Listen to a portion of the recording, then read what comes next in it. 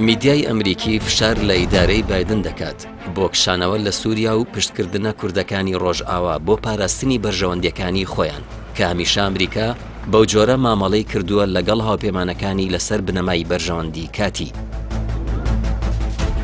گۆڤاری ناشۆناڵ ئینتێرستی ئەمریکی بابەتێکی لەسەر پێویستی کشانەوەی ئەمریکا لە سووریا بڵاو کردەوە و باس لەوە دەکات کە نابێت ئەمریکا بەرژەوەندیەکانی خۆی لەگەڵ تورکیا بخاتە مەترسیەوە لە پێناو کوردەکاندا و ئەوان ڕێگەی دیکە دەدۆزنەوە تا پارێزگاری لە خۆیان بکەن. ناشۆناڵ ئینتێرست لە راپۆرتێکدا باس لەوە دەکات کە دوای پاشەکشەی ئەمریکا لە ئەفغانستان بڕیار بوو کشانەوەکان هەموو ئەو ناوچانە بگرێتەوە کە ئەمریکا شەڕی بێسوودی تێدا دەکات.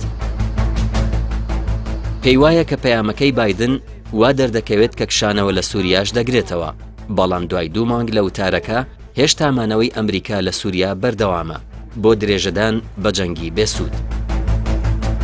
واشنتۆن بڕیاری داوە 900 سەرباز لە سووریا و ڕۆژئاوای کوردستان بهێڵێتەوە بۆ پشتیوانی لە هێزە کوردیەکان، ئەمەش پاش سەردانەکەی فرانک ماکێنزی فەرماندەیی ناوەندی ئەمریکا کە لە نزیکەوە چاوی بە مەزلوم عەبدی فەرماندەیی گشتی هێزەکانی سووریای دیموکرات کەوتبوو و دڵنیایی کردبوویەوە کە لە سووریا دەمێنێتەوە و ئەمریکا پشتیوانیان لێ دەکات.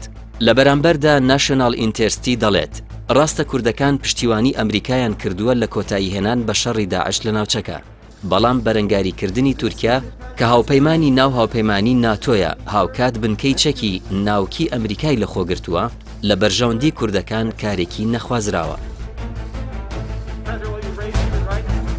گۆڤارەکە ئاماژە بە مەبەستی ڕاستەقینەی ئەمریکا دەکات و دەڵێت ڕاستە ئێمە دەبێت سوپاسگوزاری هاوکاری کورد بین لە شەڕی دژی داعش، بەڵام بەرژەوەندی هاوبەش هەندێک کات یەک دەگرێت و هەندێک کاتیش لە یەک دوور دەکەوێتەوە. پێویستیش ناکات بڕوامان وابێت کوردەکان یان هەر کەسێکی دیکەی دەرەوەی ئەمریکا شایستەی پارێزگاریکردن لەلایەن ئەمریکەکانەوەیە. راپۆرتەکە باس لەوەش دەکات کە ئامانج لە چوونی ئەمریکا بۆ سووریا ڕێگری بووە لە بوونی دەسەڵاتی داعش، بەو هۆیەوە هاوکاری بێمەرجی کورد کراوە. سەرکەوتنیش بەسەر ئەو ڕێکخراوەدا پاساوێکی ئاساییە بۆ کشانەوە. ئێستاش مانەوەی ئەو هێزانە لەوێ هیچ ئامانجێکی نییە.